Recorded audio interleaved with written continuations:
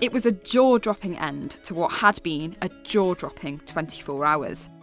Yevgeny Prigozhin's Wagner mercenaries had stormed from Ukraine through southern Russia virtually unopposed, humiliating the Russian army and Vladimir Putin in the process.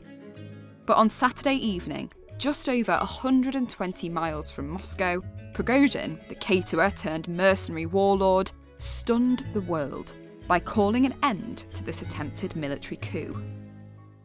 But the shockwaves from the extraordinary 24-hour rampage haven't stopped there.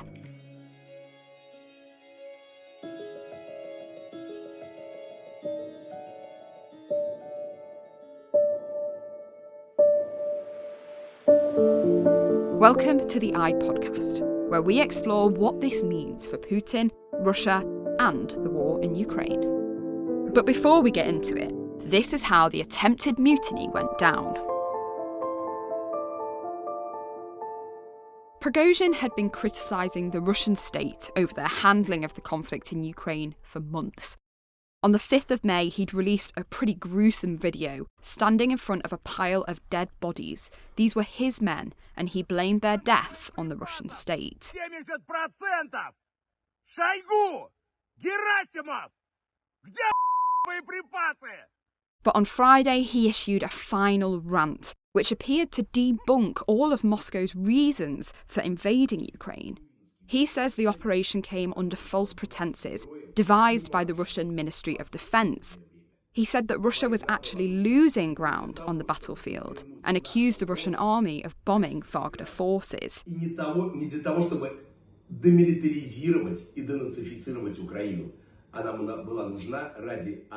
It was a stunning rebuke of a lie which Moscow has been turning for months. Russia's FSB security service responded. They opened a criminal case against Prigozhin, saying that he'd called for armed mutiny against the state. But none of us expected what happened on Saturday morning. Images were spreading across the internet of Wagner troops in the streets of Rostov-on-Don, and they appeared to have occupied Russia's HQ running the Ukraine operations. A short time later, Putin appears on national television calling it treason. He promises to crush this armed mutiny, which he says is a stab in the back from Prigozhin. But Prigozhin won't back down. He says his march is ready to go all the way to Moscow, and on his Telegram channel says, soon we will have a new Russian president.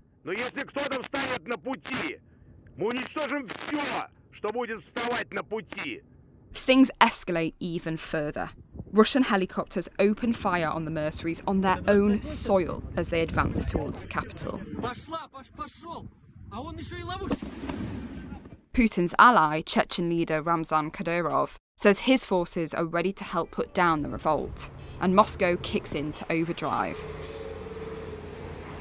Russian soldiers set up a machine gun position on the southwest edge of Moscow, according to photographs. Then, in a plot twist no one expected, at 8 p.m. on Saturday evening, just 120 miles or so from Moscow, Prigozhin stuns the world. He calls for an end to the attempted military coup. He says he will not spill Russian blood in his attempt to take the capital.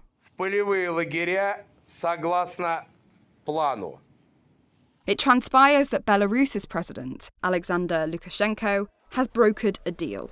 Through this, no one from Wagner will be prosecuted, and they can even join the Russian army. As for Prigozhin, he'll go into exile in Belarus. It's remarkable leniency from Putin, who's had people killed for far less. But despite its swift resolution, this is by no means over for Putin. As Prigozhin departed Rostov, young men cheered and chanted Wagner, and when Putin's Russian officials arrived, they were booed.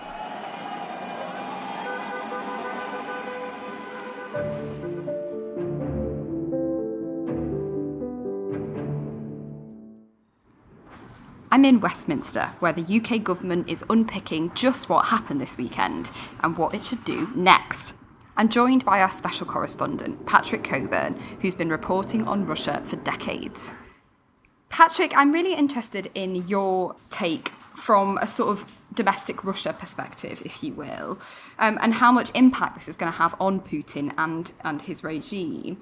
In terms of how significant this is for Putin, what's your read on how much this is going to be destabilising for him? It's bad news for him, clearly, as it would for any government. When you have a senior military commander mutinying, this never looks good. But does it mean that Putin is going to fall? No, one can't say that. Not all the arrows point in the same direction. All this happened in one day. It was a very short mutiny. I mean, more people seem to have been killed in the sort of riot in the US Capitol a couple of years ago. So one needs to keep a sense of proportion. And I think a lot of the commentary hasn't really done that. That said, this latest bizarre event comes on top of a series of misjudgments by Putin, failures on the battlefield, above all, his decision to invade Ukraine with an inadequate military force, 150,000 men, to conquer a country which is the biggest in Europe, was always pretty silly. And there have been a whole series of misjudgments since, of which this is only the latest one. So these are all cumulatively damaging. Will it lead to his overthrow? Well, I don't think we can say that. First of all, if anybody is going to overthrow an autocratic leader, if we can see it, the head of the secret police can see it, so it probably won't happen. And those things usually happen by surprise.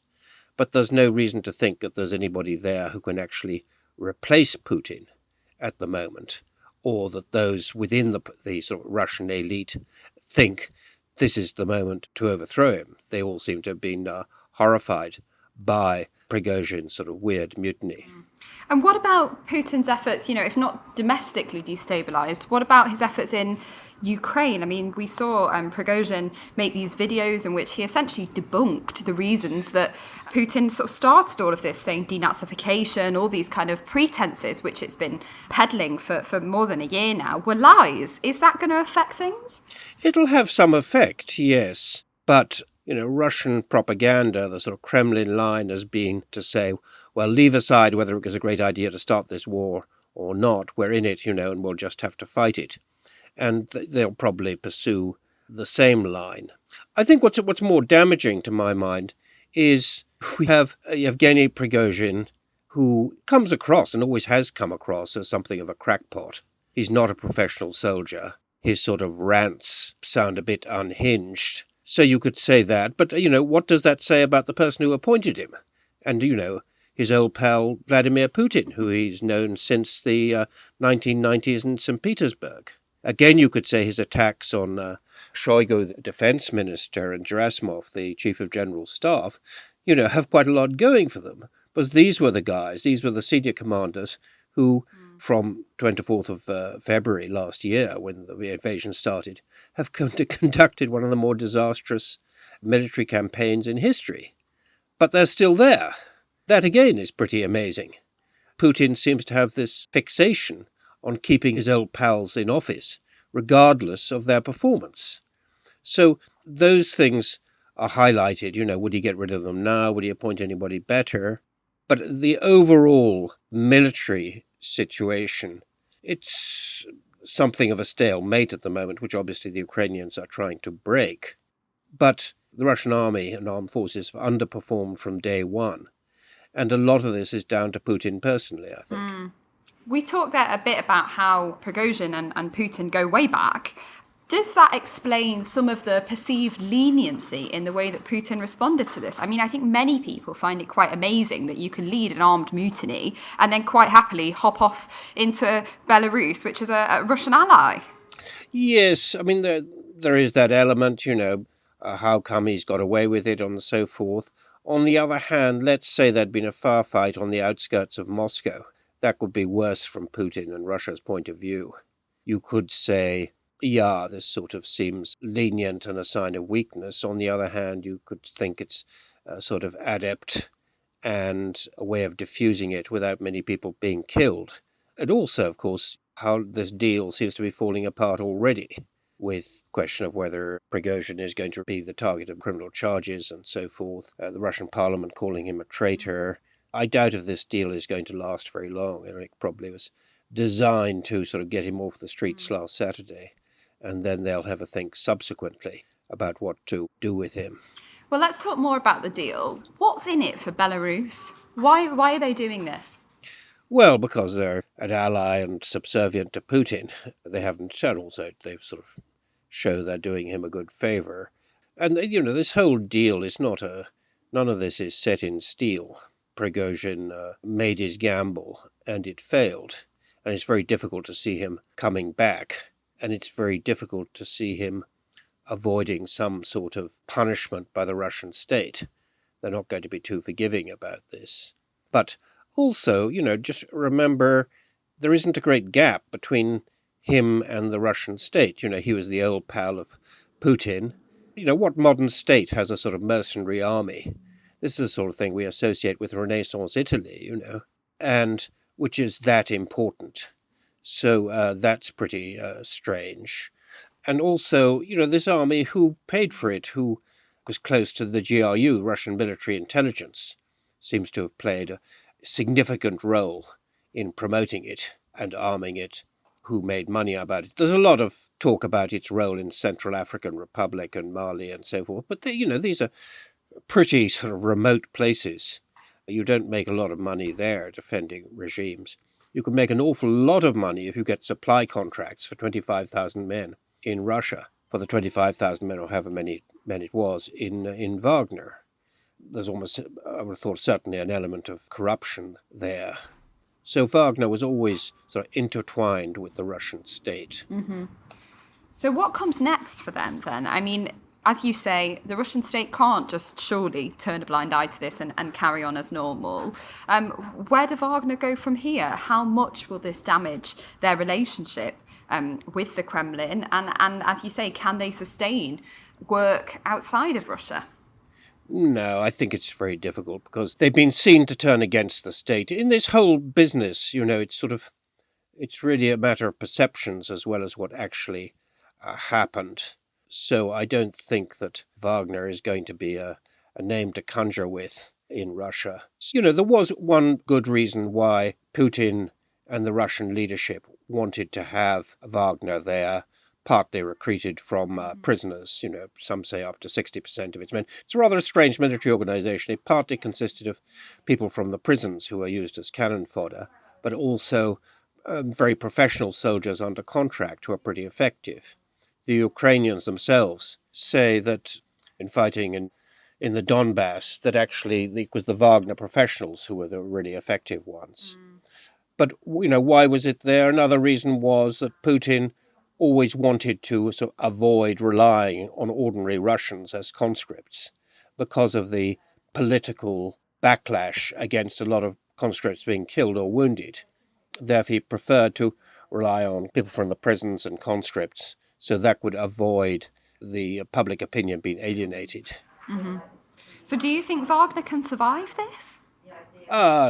In any substantial way, I think it would be very difficult. Was one of the reasons this happened, by all accounts, and I believe this, is that Prigozhin was responding to an attempt to essentially incorporate Wagner into the Russian armed forces. Yeah, a few people have mentioned this. And that they were all to sign contracts with the Defense Ministry by the 1st of July, and then they would come under the Defense Ministry. So Prigozhin, having lost his ability to influence Putin or even be in touch with Putin, from about 3 weeks ago has been sounding off. This doesn't start last Friday or early Saturday morning. It started really about 3 weeks ago when he was becoming more and more hysterical in his attacks on the army leadership.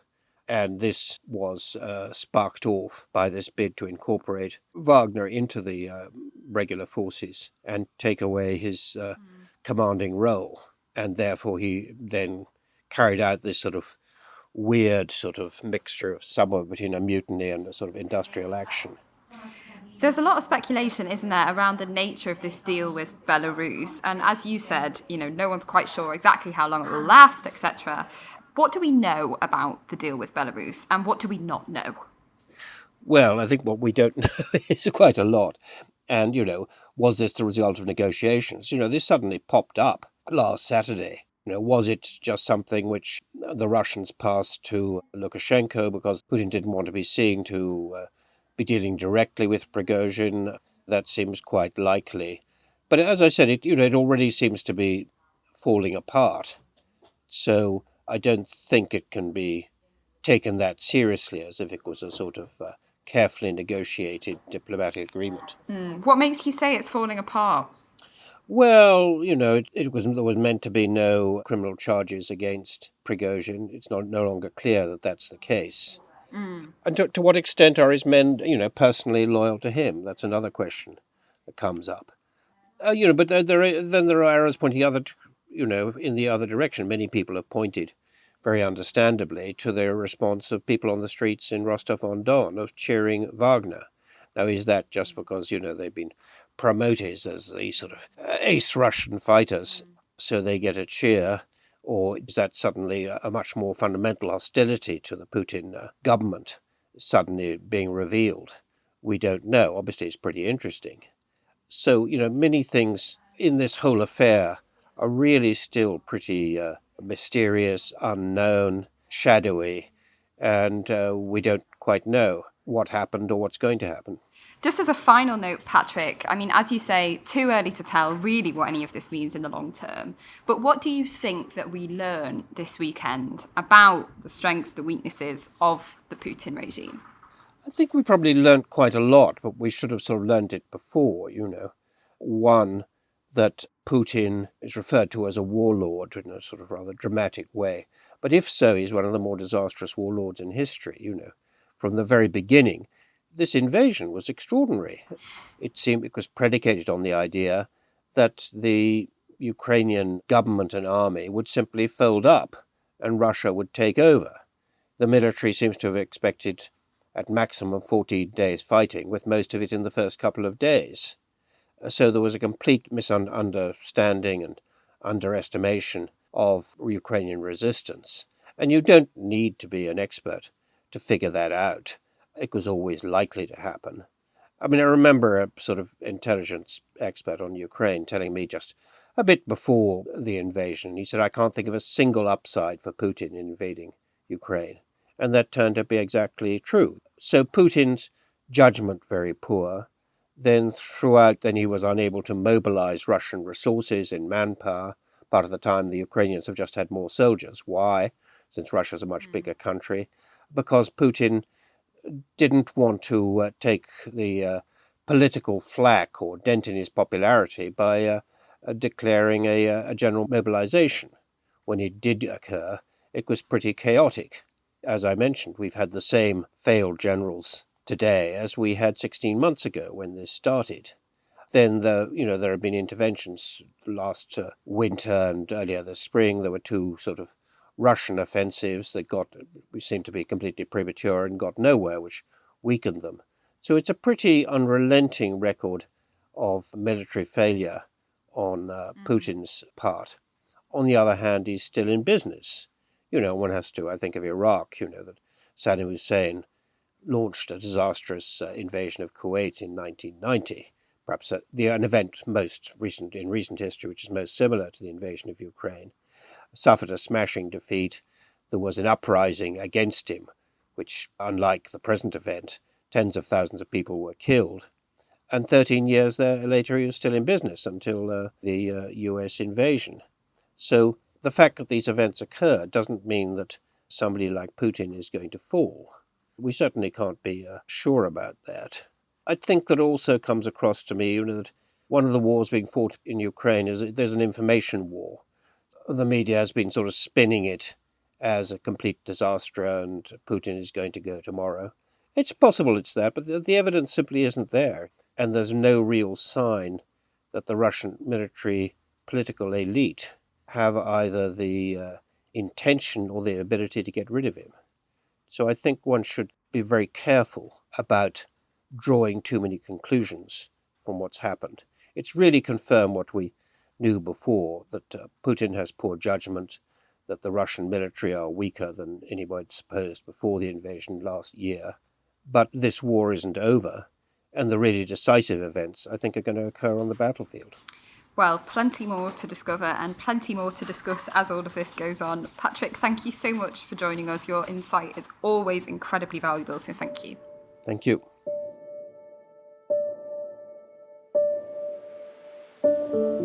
Our reporters covered the weekend events around the clock with incisive exclusives and analysis. To support this work and to keep up to date with the latest news from around the world, consider a subscription. We've got a special offer on, which means you can try i for just £1 for a whole month this summer. Head over to inews.co.uk/podcasts to get this deal. I for open minds. Subscribe today.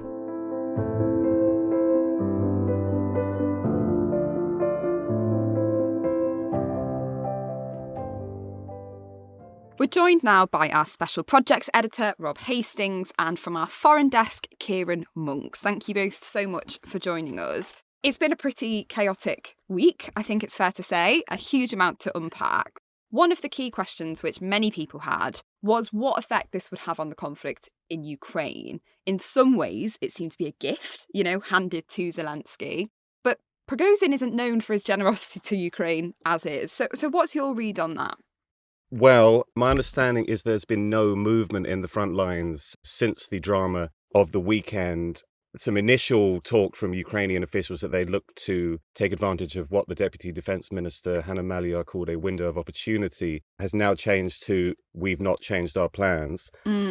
So in the short term, it appears there have been no significant benefits to Ukraine. However, they're very excited about the widening splits within the Russian military establishment, which holds out the promise of further dysfunction, which could eventually become very useful indeed. And perhaps even if they can't win this war, the Russian military may yet destroy itself for them eventually. And I wonder if there's a sort of wider, maybe psychological effect in terms of morale, right? It must be quite a boost for Ukrainian soldiers to see, the Russian army in some ways sort of imploding. Well, I think we all saw these viral images with Ukrainians and enormous quantities of popcorn. And I believe it has been very entertaining for them. But also they've learned the hard way to be extremely skeptical of more or less anything going on over the border. So they're taking their popcorn with a pinch of salt. Salty popcorn. So was it then a missed opportunity, do you think? For Ukraine? Yeah. Potentially not. The fundamentals, as I understand them, of the offensive that's ongoing haven't changed. And it's a very unfavorable dynamic for Ukraine in that they're expected to pierce these incredibly entrenched defensive lines featuring minefields and networks of trenches and anti-tank fortifications. And they don't have sufficient firepower or air power to pierce them. So that situation remains the same.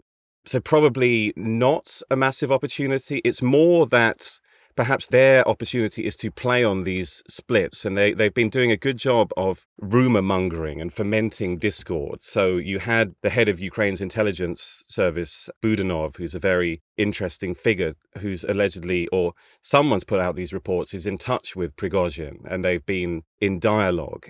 That to me became very salient as he led this uprising against the regime. Kind of, what is his agenda? Who could he be in league with? I mean, Prigozhin is such a mysterious figure. It's almost impossible to decipher where he's coming from or what he wants. Well, let's talk more about him. Rob, you've written about the Wagner Group for quite a long time. Who is Prigozhin? I realise this is a question probably people in his inner circle can't even answer, but give us a little bit of a history of this man.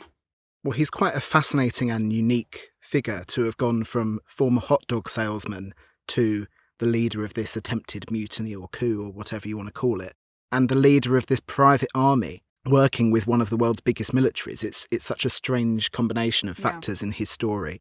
He emerged in St. Petersburg around the same sort of time that Vladimir Putin was there, and it's thought that their relations sort of link to both having connections in the criminal underworld from St. Petersburg, and that's where their alliance comes from. They're not sort of friends or necessarily political allies or anything like that, but they've had connections, and Putin at times has found it useful to lean on Prigozhin for business purposes, and Prigozhin will sort of do whatever his masters want him to do in return for lots of money. He was a petty criminal in his youth, spent some years in prison. He came out and built a catering business and was successful enough that in 2006, and I think on other occasions as well, he served George W. Bush food during a meeting between Putin and the US president. So he really reached the top of the Russian catering empire. His career then took a strange turn where he ended up running some of the internet operations that Russia conducted against the US elections in 2016. That actually led to Prigozhin being sanctioned by the US in 2018, and he's on the FBI wanted list. And somewhere along the way as well, he also got involved in what has become the Wagner Group. These mercenaries were used to help Russia annex Crimea in 2014. And this was an effective use of mercenaries by Putin in that it gave him what people call plausible deniability. So it meant that Russia could say, oh, we haven't invaded Crimea, it's just these pro-Russian patriots that have decided it's time for us to take it back. They gave this sort of international cloak so that Russia could do what it wanted, but also sort of say, oh, it's nothing to do with us. I don't think Prigozhin was involved at the very start, but quite soon after that, he somehow became in control of what became the Wagner Group. So these mercenaries became a bit more organised. They started being used around the world, particularly in Africa, sometimes in sort of civil wars, sometimes just to sort of exploit mineral wealth. And then when Russia decided to invade Ukraine in 2022, it was thought that the Wagner Group mercenaries would be useful as sort of small, elite little combat units who might be able to assassinate Zelensky, for example. And prior to the start of the full-scale Russian invasion of Ukraine, you speak to people who know about the Wagner Group, most of the mercenaries were thought to be sort of elite special forces veterans who maybe had retired from the normal Russian military but were getting their payday by doing bits and bobs of military work around the world. But these were quite high-level people. As the Russian invasion, full-scale invasion of Ukraine faltered and more of these people were killed, to supplement their ranks, Prigozhin ended up recruiting more and more people from prisons, going into Russian penal colonies and saying, we'll commute your sentence if you come and fight for your country. And they've gone from being this elite unit of sort of small groups doing these tight missions to just big numbers of Dirty Dozen-style former convicts who are being used as quite a blunt tool to just be thrown at the enemy in places like Bakhmut and just be sort of cannon fodder, really. And that's where we get to the sort of rivalries, I think, between the Wagner Group and the Russian military leadership. So, Rob, as you've mentioned, the Wagner Group and the Russian military have been working together, not just in the current offensive in Ukraine, but actually prior to this. How has it gone from them working collaboratively to one of them essentially trying to totally kaput the other? So I think when Wagner first entered this conflict, there might have been a sort of quiet respect or understanding in the Russian military about what Wagner were and what they could do, bearing in mind they were relatively quite small and they were comprised of quite elite troops. As Wagner became bigger and bigger and filled with these convicts, naturally the Russian military became more suspicious of the group.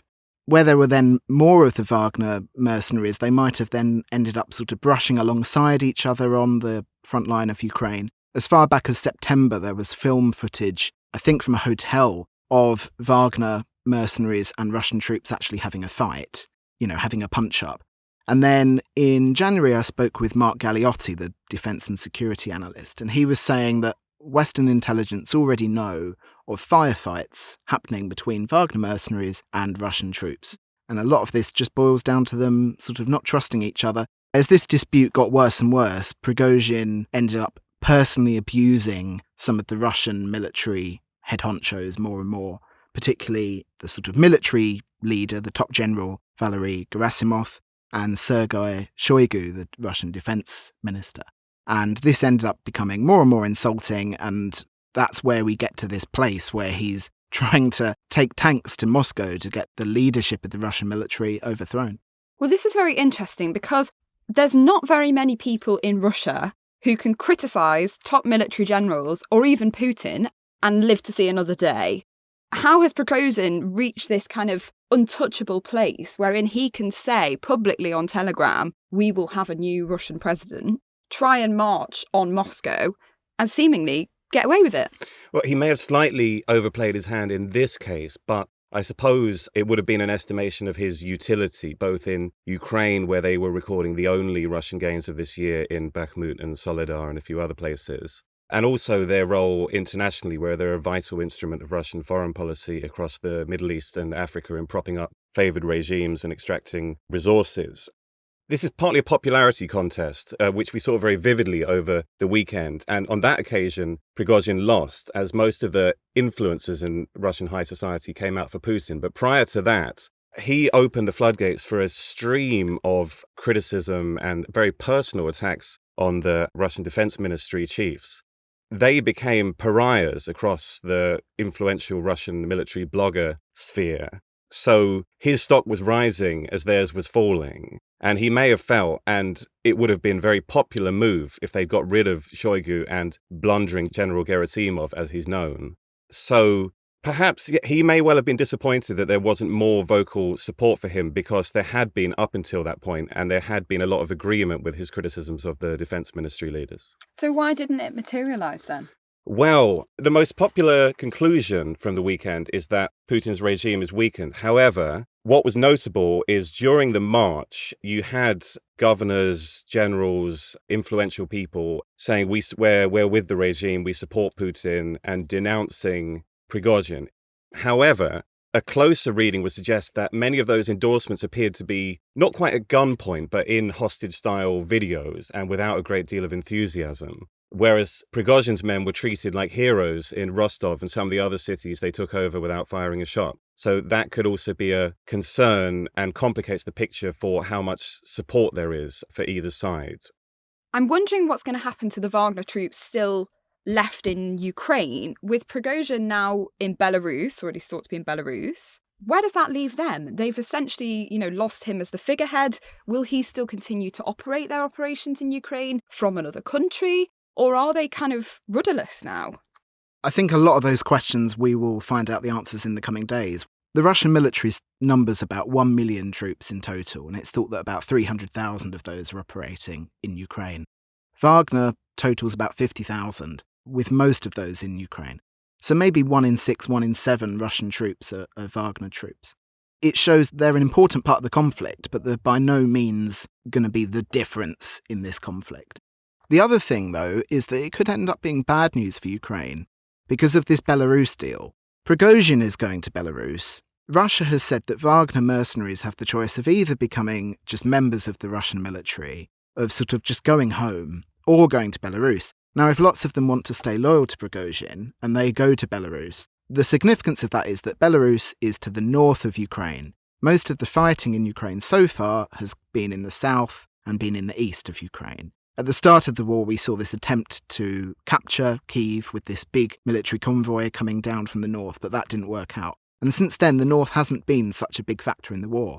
If suddenly there's this big influx of Wagner mercenaries to the north of Ukraine, the Ukrainian ambassador yesterday, Vadim Prosteko, was explaining to me how that means that Ukraine will have to station a lot more troops in the north of its territory to secure that bit of its border. Those troops are going to be taken away from other bits of the war zone. So it could weaken Ukrainian defence and sort of overstretch them. And suddenly this bizarre incident that lots of Ukrainians would have been laughing about and cheering about could actually be a bit of a headache for them militarily. Well, also, while we've discussed it does show a split within Russia, and potentially that Putin's sort of grasp on power is not as iron-fisted as he might hope, it also shows that the current alternative is possibly even worse for Ukraine. I mean, Prigozhin, as Kieron's mentioned, doesn't think Ukraine should exist. He's not exactly good news. No, and that complicates the picture for the opposition as well, because over the weekend, one of the influential Russian dissidents, exiled oligarch Mikhail Hodorkovsky, said that Russian opponents of Putin should support this, and this was hugely controversial. And the Russian opposition has never been larger, but it's arguably never been more divided as well. So you have these private militias who are their own bosses, or at least have been to a large extent. And you have these exiled communities who are very fire and brimstone, burn it all down, but they're doing it from the luxury of the other side of the world. Then you've got the people who are still in Russia who are trying to stealthily expand their networks and undermine the regime. So groups like Vesna, the Feminist Anti-War Collective, they're doing sort of underground newspapers and quiet protests, and they're trying to do what they can to undermine the regime from within. So when they see the exiles saying, oh, come on, let's have a civil war, let's back this fascist junta, that makes it more difficult for them to build support, because obviously no one in Russian society really wants it to go to a civil war type of situation. But then again, from a Ukrainian perspective, one of the useful implications of this is it's shown how possible it is to get into Russia, to take territory into Russia, and to make that another front, another distraction. So groups like this Defector Legion, Freedom of Russia, I spoke to their spokesman yesterday, former Russian MP Ilya Ponomarev, and he says they are very inspired by this action and they're studying it closely. They will launch their own actions to, in his own words, succeed where Wagner failed.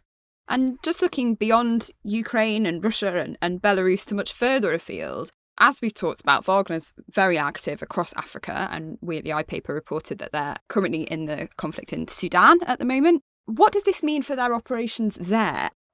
They could do with a rebrand and they could do with a new leader, but those operations, as I understand it, are too valuable to the Russian state to lose in financial terms, in terms of foreign influence. So they would be giving up an awful lot to get rid of Prigozhin at this point. So I think it's the most likely outcome is some mild reformulation, some new blood, some new branding, and those will largely continue, I'd imagine. So do you think that's why, just as a final note, that's why Prigozhin survived all this? Because he's essentially too valuable to the Russian state to be burnt? Well, watch this space. I mean, it would probably be very expensive to get insurance for him right now. But it's probably more in the regime's interest to quieten things down rather than go to war with quite a valuable resource for them at this point. So while I'd say his medium-term prospects aren't good, in the short term, we're likely to see some effort to paper over these yawning chasms, and at least the foreign operations, I'd imagine, would continue. Well, Rob, Kieron, thank you so much for joining us. Absolutely fascinating to get your perspective and insight into all of this. That is all that we've got time for today. Thank you so much for joining us and for listening. I'm Molly Blackall. You can find me on Twitter at Molly Blackall and on Instagram at molly.blackall. And you can keep up to date with all of the news from Russia and beyond, and the fantastic projects that Rob and Kieron do at inews.co.uk. Thanks for listening, and we'll see you next week.